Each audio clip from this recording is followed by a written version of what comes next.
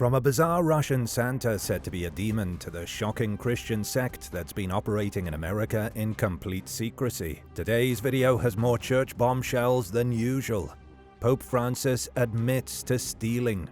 The Pope confessed to stealing from a dead man. In a shocking interview with Pope Francis, he admitted to keeping a small cross in a pouch under his robes that he took from a dead priest's coffin. This sounds like something you'd hear a conspiracy theorist say, but it came straight from the horse's mouth. And in this case, the horse was the Pope. In 2014, the Pope's confession was front-page news around the globe. Speaking with a group of priests, the Pope said that his secretly stashed cross belonged to a clergyman he would only identify as the Great Confessor. This mysterious priest operated out of Buenos Aires when Pope Francis was young. He had earned his nickname as the Great Confessor for hearing the sins of the city's diocesan priests and even Pope Paul II on his visit to Argentina.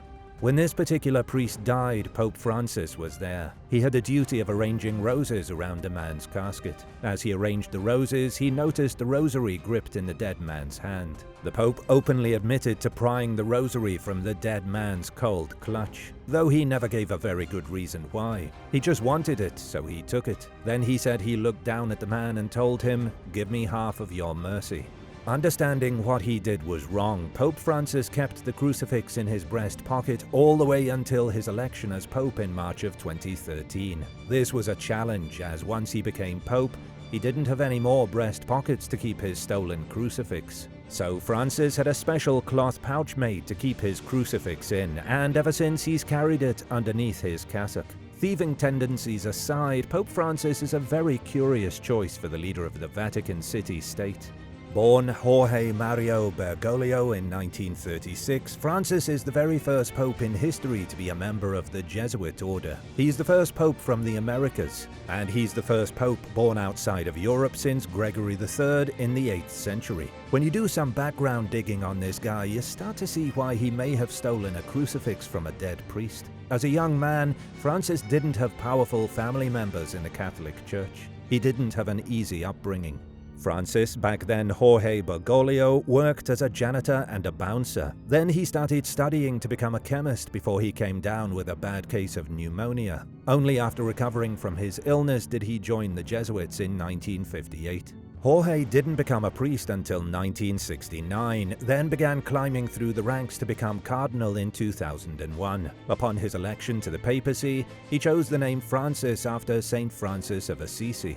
Francis of Assisi was the founder of the Franciscan order. He was a mystic and a poet. In 1219, Francis single-handedly tried to end the Fifth Crusade by converting Sultan al-Kamil to Christianity. But all I really want to know is what other skeletons are hiding in the Pope's closet that he won't tell us about.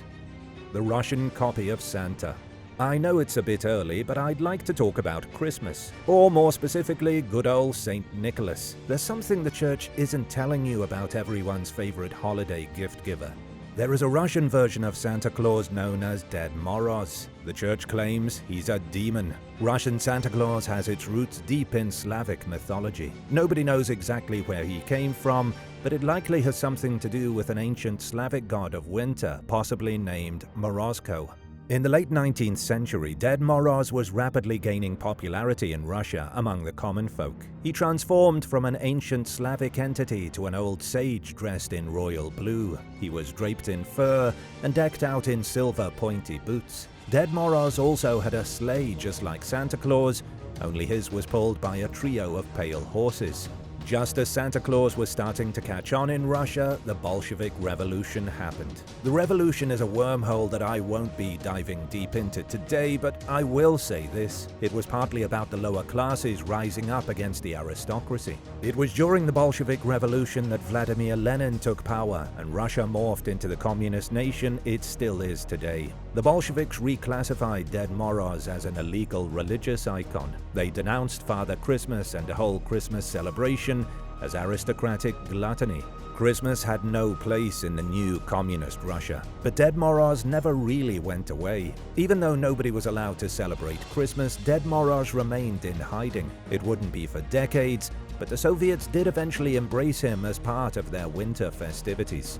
Only not Christmas, as Christmas was illegal under Soviet rule. Ded Moroz showed up for New Year's celebrations. He arrived accompanied by Snegorochka, the Russian version of Mrs. Claus. As a workaround for the Christmas problem, Soviets had Ded Moroz bring gifts to well-behaved children underneath the New Year tree, which was distinct from the Christmas tree most of us are familiar with today. Things have changed a lot since Soviet times. Ded Moroz was even considered as the mascot for the 2014 Winter Games in Sochi, Ded Moroz. As for why the church says he's a demon, it likely has something to do with the fact he originated from paganism. But wait a minute, didn't most of Christian tradition also come from paganism? The Tepehuan Revolt, Part 1. In the 1570s, Spanish settlers started to arrive in the Tepehuan region of Mexico. The settlers wanted to mine silver and raise cattle. They also wanted to convert the locals to Christianity. With the arrival of the Jesuits in 1596, tensions between the two groups, the Spanish and the indigenous, started to grow. The tension overflowed into what would be one of the most brutal revolts of the 17th century. Have you heard of the Tepehuan people before? If not, don't feel guilty. These ancient people lived on the rugged slopes and in the beautiful valleys of the Sierra Madre Occidental, in what's today the Mexican state of Durango. They weren't the Aztec and they weren't the Maya, but they were their own unique culture. They spoke an Uto-Aztecan language, practiced agriculture, and were just as brutally war-hungry as the Aztec. Everyone knows about the Aztec, but few people know about the different tribes, nomads, and other groups in the rest of Mexico. To the east of the Tepehuan were the Chichimeca, nomadic hunter-gatherers living in the deserts. There were also the Umes, Iratillas, Mestizos, Mulattoes, Sisimes, and Acaxi. All these indigenous groups teamed up to fight the Spanish and the Catholic Church during the Tepehuan Revolt of 1616 to 1620. Although these groups were different from one another, they did share a few common traits, especially the Tepehuan and the Sisime. For example, they cultivated corn, beans, and squash. They also lived in small villages or settlements, and they frequently went to war against rival villages and consumed the flesh of their enemies. Yes, they were sometimes cannibalistic. They also worshipped many gods, had shamans, and practiced complex rituals and ceremonies. Their decentralized political structure placed the leadership solely in the hands of the elders during peacetime. Then leadership was passed to the military generals in times of war. Now that you know the players in this scenario, let's continue to a few years after the Spanish settlers arrived in the Tepehuan's neck of the woods. In 1594, an epidemic broke out amongst the indigenous population. The introduction of diseases by Europeans crippled the locals. Sickness came and went for the next 3 decades. Let me tell you how many people died from the epidemics caused by European germs arriving in the region. It's been estimated that more than 80% of the total indigenous population died within 30 years. By the time the revolt took place, there were fewer than 20,000 people left. Around 10,000 of them were from the Tepehuan culture, suggesting the other tribes suffered far, far worse. Do you remember those nomadic desert dwellers I told you about earlier, the Chichimeca? They went to war against the Spanish in 1550 and kept fighting for the next 40 years. The Chichimeca had initially asked the Tepehuan to join their war effort, but the Tepehuan remained neutral. The Spanish could not seem to defeat the desert nomads. It was such a big problem that Spain switched up their tactics. Being unable to defeat them militarily, the Spanish issued a new policy known as peace by purchase. This was where the Catholic missionaries came into play. If you can't beat them, join them. The Spanish realized they could send in Catholic missionaries to pacify the hostile natives. Indigenous groups were supplied with food, equipment, and welcomed into specific towns. Then the missionaries went about the business of converting the natives to Christianity, slowly bringing tribal groups over to their side. This method was less violent and could be done strictly by missionaries instead of armies. In the end, the result would be the same. The Spanish would take over everything. The main Christian group involved in the conversions was the Jesuits. They began working with the Tepehuan people in 1596. They established a series of missions, and although there was some backlash, things mostly went well. Then came a character the church does not want you to know about. Something absolutely nuts happened in 1616. A leader rose up from the Tepehuan as a sort of Christ figure. He was a baptized Christian whose symbol was a broken cross. His message was to kill all Spaniards. Don't go anywhere, because the next part of this epic revolt is coming up later in the video. And now for a quick break. But first, I wanted to give a shout out and big thank you to Sam Rolk and Eric Forsyth for supporting this channel. Be sure to subscribe if you haven't already for more videos like this. Alien secrets at the Vatican. An expert claims to have inside info on something that happened nearly 100 years ago. They're saying that the Vatican is withholding information about aliens. This expert also says the Vatican is hiding secrets in its archives that it has no intention of ever releasing to the public. The expert's name is Steve Bassett. Steve claims that the Church has always known about aliens and has had information on the subject going back centuries. This should be a shocking revelation, but it isn't. In 2023, a United States Air Force officer and former official with U.S. intelligence said the same thing at a congressional hearing. This other expert's name is David Grush. He said that the U.S. is in possession of alien spacecraft and dead alien pilots. Steve said the same thing. They both cited documents relating to the Italian government in 1933 and a secret crashed spaceship. David Grush alleged that he saw the documents with his own eyes. Benito Mussolini, the Italian dictator who went to war alongside Hitler, supposedly recovered a spacecraft. When the war was over, the spacecraft was picked up by the US with help from Pope Pius XII. The Church facilitated the whole thing, and President Franklin Roosevelt made sure nobody knew about it. Steve said that although he believes everything I just told you, there is a disappointing lack of evidence. Steve has asked for an investigation. He wants to know who found the spaceship in 1933, why the Catholic Church was involved, and how many people in the government know about it today. What are your thoughts? How many people in the US government and how many people at the Vatican are helping to hide the alien agenda? The Church with no name. Of all the atrocities performed by the Church, there is one that's the most uncomfortable to talk about, which is why it's so important to talk about. In America, horrible abuse went on for decades in a secretive Christian sect most Americans don't even know about. It's only recently, as in this year, 2024, that the child abuse claims are being taken seriously. Have you ever heard of the Church with no name? It's also known as the 2x2 Church, the Truth or the Way.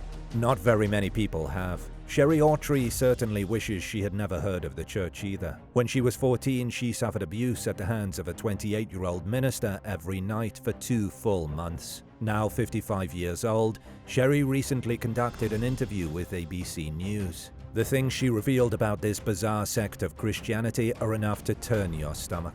What makes the Church with no name so unique is that its ministers are not like other Christian ministers. They are known as workers and live with the members of their congregation. Workers live in the actual houses of their congregants for a month or 2 at a time. There are, for all intents and purposes, random men living with different families, with nothing more to their name than the contents of a small suitcase. This is happening right now in America. The 2x2 Church is very real, and according to ABC News, who blew the lid off the conspiracy in summer 2024, it's active in at least 34 states. The victims of abuse within the nameless church span generations. One alleged victim was abused by a minister or worker when she was only 7 years old in 1955. You might be wondering how a church like this could be operating in America under the noses of everyone. It all began in 1897 in Ireland with an evangelist named William Irvin. What precisely happened is shady and vague. It's known that the members of the church grew rapidly as it spread outside of Ireland. Irvin was preaching something about a new order in which the church needed to be torn down and built up again. Irvin was kicked out of the church he created in 1914. Over the next 50 years, the church shrank into obscurity while still growing its members. From 1964 to 1984, it was estimated the church had at least 4 million members. Yet they kept their business almost completely secret. The only reason I'm telling you about it now is because of the internet. Several articles have been published, news coverage has been widespread, and this year the media has pried open the doors of the church. None of this would have been possible without the internet and social media. The church has no official headquarters, no official publications, and does not officially exist. The only written materials associated with the church are advertisements that they print for their gospel meetings. Mitchell Garabedian is an attorney representing one of the abuse victims. He said that when the ministers stay in the homes, their job is to groom the family. They work from the inside to indoctrinate families into the religion.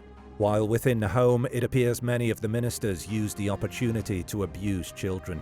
This is a huge case unfolding as we speak. The FBI announced in February 2024 that they had started an investigation into the church. Special Agent Eugene Cowell said the FBI is currently working to ensure children are protected and to hold abusers accountable by the criminal justice system. When I tell you how many perpetrators are being investigated, you might pass out. It is shocking in the worst imaginable way.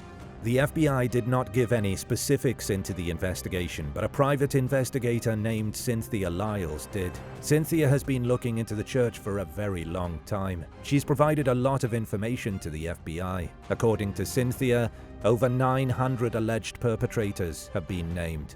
The Tepehuan Revolt, Part 2.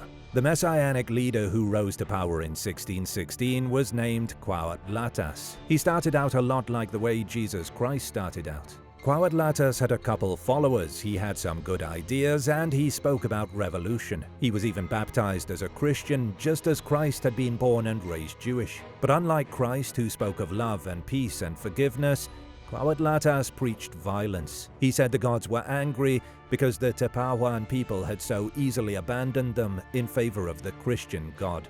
Cuautlatas' solution was to kill or expel all Spanish people and all missionaries from their lands. What you might find truly fascinating is how he blended ancient indigenous beliefs with new Christian ideas. He even called himself a bishop. Cuautlatas promised that killing the Spanish would appease the old gods, who would bless their lands with good crops and fat cows. Yet there hadn't even been cows before. Cows were introduced by the Spanish. What the church won't tell you is just how big of an impact the Jesuits, whom Pope Francis is one of by the way, had on the native hardships and what was borderline slavery. Native people were being shoved into larger settlements, which facilitated the spread of disease. Jesuits were firm believers that living in a city was civilized, and so was a privilege that they gave to the locals. The Jesuits also worked closely with the new Spanish labor system known as encomienda. They provided the Spanish with a steady supply of indigenous workers for their mines. Can you guess who the Jesuits identified the rebel leader Cuautlatas as? They said he was the Antichrist. The Tepehuan fought to return to their traditional ways, and the Spanish fought against what they believed to be a rebellion fueled by the actual Antichrist. The revolt kicked off in earnest on November 16, 1616. The end of the violent conflict is filled with horrible twists and turns, so keep watching. The Vatican secretly created IVF. Why did the Vatican play a secret role in the science of in vitro fertilization, or IVF? It's one of the weirdest aspects of the Vatican the public doesn't know about, and it can be traced to one man in Rome in 1957. It was Ash Wednesday Mass, and Bruno Lunenfeld was giving a presentation on a developing science. He had been working on it for the past 4 years. Bruno had made strides in inducing ovulation in women who were struggling to get pregnant. You might be wondering why Bruno was giving a TED Talk on fertilization at the Vatican. It's because there were some board members of a pharmaceutical company in the crowd. He needed support from that pharmaceutical company, called Istituto Farmacologico Sorono, to proceed. Unfortunately, he wanted something that the pharmaceutical company didn't think they could get for him. Bruno needed tens of thousands of liters of urine. Female urine, to be exact. He would require 30,000 liters to start, and the bigwig pharmaceuticals didn't like the idea. Luckily for Bruno, there was somebody else who heard his speech who did like the idea. That person was Don Giulio Pacelli, an Italian prince. With help from the prince, Bruno would get the urine he needed.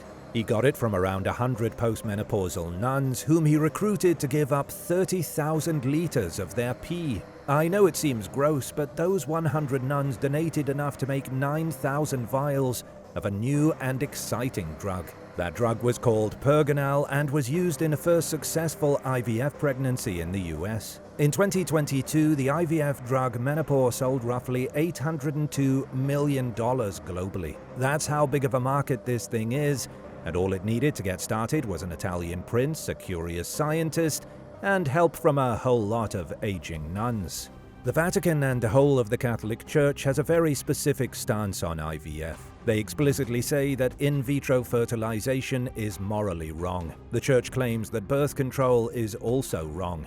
Anything that separates the physical act of procreation and the birth of a child is wrong in the eyes of the Vatican. That's what makes this story so ridiculous. Don Giulio Pacelli, the Italian prince, was the nephew of Pope Pius XII. He was the literal definition of nepotism, which comes from the Latin word for nephew, nepos. The Pope's nephew represented the Vatican's investments on the boards of the Banco di Roma. He also represented the Vatican's pharmaceutical, shipping, and piping companies. He was also a diplomat, a member of the Sovereign Military Order of the Knights of Malta, and the grandnephew of Pope Leo XIII. This man was as close to the Pope as anyone. Make no mistake, he and the Church profited hugely from the creation of IVF. The Vatican says don't do it, but they're kind of the ones who made it happen. The Passion Gospels. Have you heard they're making a sequel to The Passion of the Christ, starring the guy who played Jesus in the first one? It's called The Passion of the Christ, Resurrection. Now, do you know why it's called The Passion? The answer can be found in the Passion Gospels, early Christian texts that focused primarily on the final moments of Jesus Christ's life. In the last chapters of each of the 4 Gospels, there are passion narratives, but early readers of the Bible wanted more passion. They wanted more details about what happened at the end of Jesus' life. This need for more information created an entire genre of biblical writing. It was kind of like how infancy gospels expanded the stories of Jesus when he was a baby and a child. Passion Gospels expanded the nebulous story of Jesus Christ's arrest, trial, execution, resurrection, and what happened in the days after.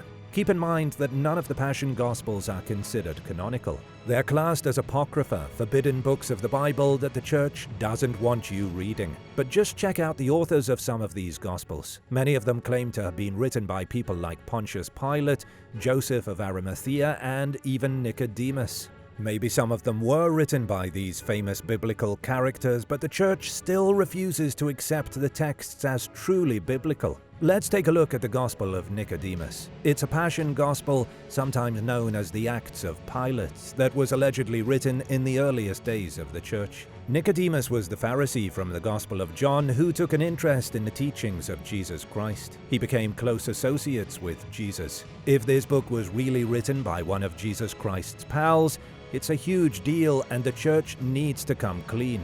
As for its contents, things get turbulent very quickly. The first part of the book deals specifically with Jesus Christ's death. The Roman government heard testimonies for and against Jesus. Jewish leaders demanded that he be executed. The Romans gave in to the demands as to not cause problems in the Jewish community. This is a recurring theme in a lot of early Christian writings, with Jewish leaders being blamed for forcing the Romans to execute Christ. It's the second half of the Gospel of Nicodemus that people like the most. It goes into details about where Jesus went when he died. The 2 men who Jesus raised from the dead at his resurrection in the book of Matthew, named Lucius and Caranus, act as narrators. They give a first-hand account of Jesus descending into hell to free them from their torment. At the end of the book, it claims Lucius and Caranus gave their testimony to the Jewish authorities in Jerusalem, then disappeared. They were never seen again.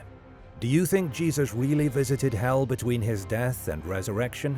The Church of Assassins. One of the largest and most mysterious branches of the Christian Church is about as far from the Vatican as you can get. They've allegedly been involved in both murder and kidnapping. The Iglesia ni Cristo, or Church of Christ in English, has its headquarters in a massive Christian temple that looks more like a fantasy castle. It's known as the Inc Central Temple, and its spires peek out above the squat buildings of Metro Manila, the Philippines. This is no small organization. The church has roughly 7,000 congregations across the globe. There are a large number of them in Canada, especially in Ontario and British Columbia. In fact, there are 80, meaning more than one in just about every major Canadian city.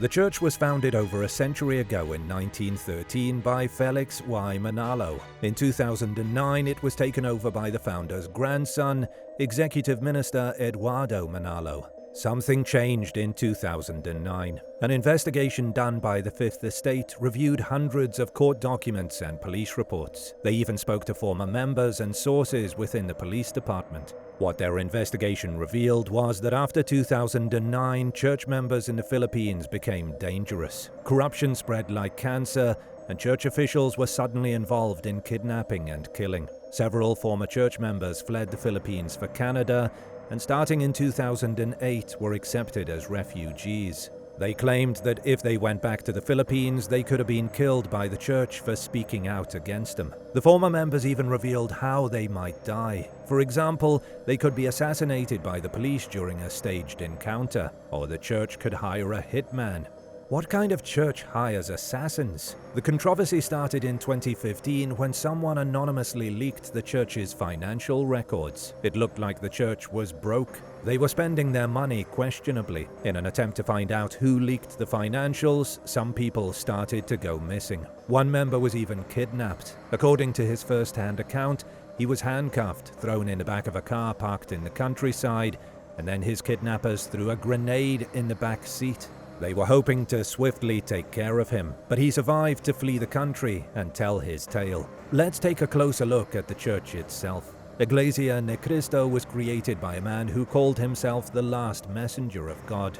Felix Y. Manalo said that his church was the one true church and was the restored church originally founded by Jesus Christ. All other churches are wrong, according to Felix. Felix also believed the founding of his church coincided with the coming of the seventh seal, which leads directly to the apocalypse. For a church that started so recently, founded by one guy, the Inc. has a ton of followers now. It's the third largest religion in the Philippines, behind the Roman Catholic Church and Islam. As of 2020, there were nearly 3 million followers in the Philippines. Oh, and they say that the Trinity is heresy. The Inc. says there is only one God, one creator deity. The Church claims that Jesus Christ was the literal Son of God, born to be a mediator between God and humanity, but he was only a man, not another aspect of God. The Tepehuan Revolt, Part 3. The official beginning of the Tepehuan Revolt, led by a man the Spanish believed to be the Antichrist, was in November of 1616. A wagon train on its way to Mexico City was attacked by the Tepehuan. These people were highly skilled in guerrilla warfare. They hit various Spanish settlements and Jesuit missions at the exact same time. They were incredibly organized and well coordinated. Around 100 people were massacred at a church in El Zape, and something similar happened in Santiago, Papasquiaro. Only a single Jesuit missionary survived the initial attacks. The first attacks were a major success. Even with so many of them gone from disease, their numbers reduced by about 80% like I told you before. They started out on a roll, but when the Tepehuan tried to persuade their neighboring native groups to join in the revolt, their neighbors refused. Remember earlier I told you that the Chichimeca waged war against the Spanish for 40 years, and they had tried to recruit the Tepehuan, but the Tepehuan refused. That was back when the Tepehuan still had 100% of their numbers, before they were wiped out by disease. Now, with only 10,000 of them left, karma was biting them on the rear end. They hadn't come to the neighbors' aid, and now their neighbors abandoned them. Although they started out strong, their diminished forces were no match for the Spanish. When word spread of the revolt, the Spanish gathered their forces to squash it. They rounded up 75 local indigenous leaders, regardless of who they were affiliated with, and executed them. As the revolt continued, the Spanish abandoned their previous practice of peace by purchase. They engaged in a full-scale war of pure fire and blood. They targeted war chiefs and executed them. The Christ figure Cuautlatas was killed in 1618. By 1620, the revolt was officially over. The area was devastated. Although Jesuits were allowed to return to their missions, the governor declared the region depopulated of Spaniards. The churches were burned, the silver mines were destroyed, and the Spanish cracked down hard on other settlements. Even though the revolt was done, there were still Tepehuan groups living in the mountains. Jesuits spent years visiting them in their remote homes and persuading them to move into the cities. Slowly, that's what happened. By 1745, the Tepehuan were overwhelmed by the number of Spanish speakers around them. They were absorbed into mestizo society. These days, there are a handful of small groups that still retain some of the original customs, though thankfully not cannibalism. As of 2005, there were roughly 20,000 Tepehuan still living in Durango and Chihuahua. What are your thoughts on the role that the church played in the events of the Tepehuan revolt? Let me know your thoughts in the comments, and thanks so much for watching. Don't forget to hit subscribe if you haven't already, and come back soon for more awesome videos from the channel.